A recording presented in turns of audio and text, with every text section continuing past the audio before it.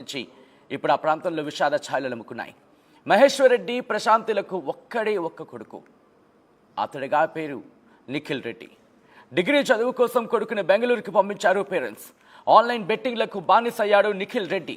Online బెట్టింగ్లో భారీగా డబ్బులు పోగొట్టుకున్నాడు నిఖిల్. దాదాపుగా 2,40,00,000 అప్పులు చేశాడు నిఖిల్. అయితే ఆ అప్పులు తీర్చే బాధ్యత తల్లిదండ్రుల మీద పడినట్టుగా తెలుస్తోంది. ఈ నేపథ్యంలో 10 ఎకరాల భూమి, ఇల్లు కళ్ళం అమ్మేశారు. అయినా ఆ అప్పులు తీరలేదు.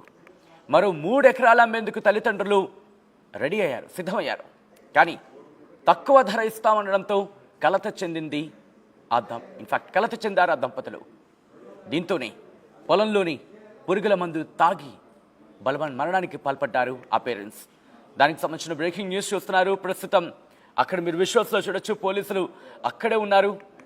ఆ తల్లిదండ్రులు ఆత్మహత్యకు బలవాన్ మరణానికి పాల్పడ్డ ప్రదేశంలోనే ఉన్నారు. అయితే ఈ మరణానికి కేవలం అప్పుల బాధ మాత్రమే కారణమా, లేకపోతే ఇంకేమైనా కారణాలు ఉన్నాయా అనే కోణంలో కూడా పోలీసుల దర్యాప్తు జరుగుతోంది.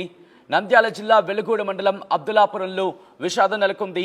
కొడుకు చేసిన 2,40,00,000 అప్పు తీర్చలేక తల్లిదండ్రులు బలవాన్ మరణానికి పాల్పడ్డారు. అప్డేట్స్ అందించేందుకు మా ప్రతినిధి హుస్సేన్ సిద్ధంగా ఉన్నారు. హుస్సేన్, అసలు ఇంతకీ ఏం జరిగింది? ఎన్ని రోజులుగా విషయం జరుగుతూ ఉంది? ముఖ్యంగా నిఖిల్ విషయం తల్లిదండ్రులకు ఎప్పుడు తెలిసింది? ఎన్ని రోజుల ప్రయత్నాలు జరిగాయి? అసలు ఇంతకీ ఏం జరిగింది? సచిన్, నంద్యాల జిల్లా వెలుగూడు మండలం అబ్దులాపురంలో విషాద ఛాయలు అలుముకున్నాయి.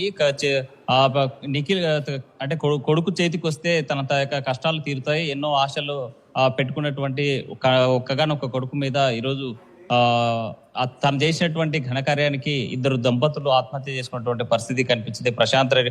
ప్రశాంతి అదేవిధంగా మహేశ్వర్ రెడ్డి ఇద్దరు కూడా ఒకడే కొడుకు నిఖిల్ రెడ్డి. ఇతను డిగ్రీ చదివేందుకు బెంగళూరు పంపించారు. అక్కడే డిస్కంటిన్యూ చేసి కనీసం తల్లిదండ్రులను మోసం చేస్తూ నేను డిస్కంటిన్యూ చేశాను, చదువుకోవడం లేదు అనే కనీసం నిజాలు చెప్పకుండా ఆన్లైన్ బెట్టింగ్ కి బానిస అయినటువంటి నిఖిల్ మరి కోట్ల రూపాయలు అప్పులు చేశారు. అవసరం ఉన్న ప్రతిసారి కూడా తల్లిదండ్రులకు ఫోన్ చేసి నేను ఆ ఫీజులు కట్టాలి, ఈ ఫీజులు కట్టాలి, ఇప్పుడు ఆన్లైన్ ఎడ్యుకేషన్ కోసం నేను హైదరాబాద్ ఇతర ప్రాంతాలకు వెళ్ళేసే అవసరం ఉంది, విదేశాలకు కూడా నాకు వెళ్ళేటువంటి అవకాశం వచ్చిందని చెప్పి తప్పుడు మాటలు చెప్తూ తల్లిదండ్రులను మోసం చేసినటువంటి వ్యక్తి నిఖిల్ రెడ్డి. అయితే కొడుకు చేసినటువంటి ఘనకార్యాన్ని చూసి ఆ తల్లిదండ్రులు కలవర చెందారు, ఆందోళన చెందారు. సరే, అప్పు తీర్చైనా సరే ఎలాగైనా సరే బయటపడదామనేసి ఆలోచించి వారికి ఉన్నటువంటి 10 ఎకరాలతో పాటు ఇల్లు కళ్ళం అన్ని అమ్మేసినా కూడా ఇంకా 2,40,00,000 అప్పు ఉండడంతో ఒకసారిగా ఏం చేయాలో అర్థం కానటువంటి పరిస్థితి. మరో 3 ఎకరాలు ఇక్కడ ఒక డౌట్ వస్తూ ఉంటుంది. అంటే బెట్టింగ్ యాప్లకు సంబంధించి అయినా ఒక్కసారిగానే ఈ 2,40,00,000 అప్పులు చూపించాడా, లేకపోతే కొంత మొత్తంగా ఈ విషయం వాళ్ళ విషయానికి వచ్చిందా? ఇదంతా ఎప్పుడు జరిగింది సచిన్?